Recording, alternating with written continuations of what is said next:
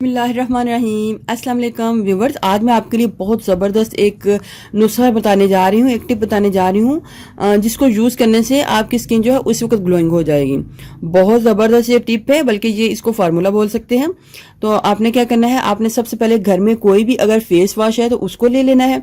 अगर आपके पास में फेस वॉश नहीं है तो आप इसकी जगह सोप, जो भी चीज़ आप यूज़ करती हैं चेहरा धोने के लिए, आप उसको यूज़ कर सकते हैं। और साथ में आपने लेनी है हनी, यानी कि शहद।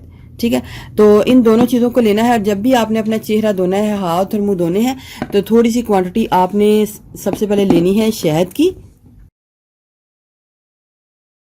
इससे आपकी जो स्किन है बहुत ज़्यादा ग्लोइंग होगी उसी वक्त। ठीक है,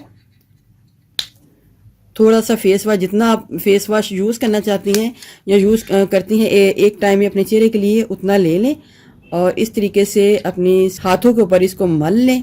आप इसको बनाकर किसी कंटेनर में भी ऐड करके रख सकते हैं। ठीक, देखिएगा कितनी खूबसूरत मेरी जो स्किन है ग्लोइंग होती है। ये जो मैंने आपको तरीका बताया है, इस तरीके से आप इसके अंदर वाइटनिंग कैप्सूल भी डाल सकते हैं और फेयर एंड लवली भी डाल के इसको धो सकते हैं, मसाज कर सकते हैं। 1 से 2 मिनट अपने चेहरे के ऊपर इसका मसाज करना है ताकि जितनी भी शहद है उसका असर आपकी स्किन के ऊपर आ जाए। तो उसी वक्त आपका जो चेहरा है चांद की तरह खिल उठेगा और निखरा निखरा बेदाग हो जाएगा।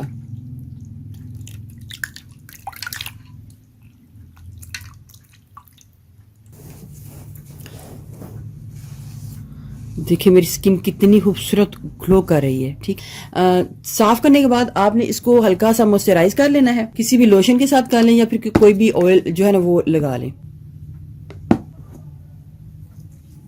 ये पूरे का पूरा ट्रीटमेंट आपने इसी तरीके से करना है। मॉइस्चराइज करने के बाद दोबारा आपने अपने चेहरे को इस तरीके से साफ कर लेना है।